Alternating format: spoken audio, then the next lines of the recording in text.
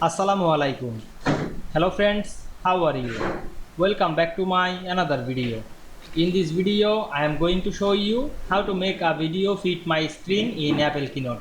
Let's get started. At first, you have to open your Keynote software. Now we go to the new slide and choose the blank slide. Now I am insert a video. Click this media option, then choose media. Now I am select a video and click open. Then we can see automatically the video fitted the screen.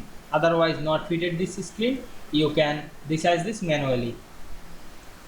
Click and drag on your mouse to resize the video. Otherwise you can resize this video to this size option. Go to the arrange option and choose this size and change the size of this video. Now we can see here the size is 1920 or 1080. I hope you enjoyed my video. Please like, comment, share and subscribe my channel. Thanks for watching.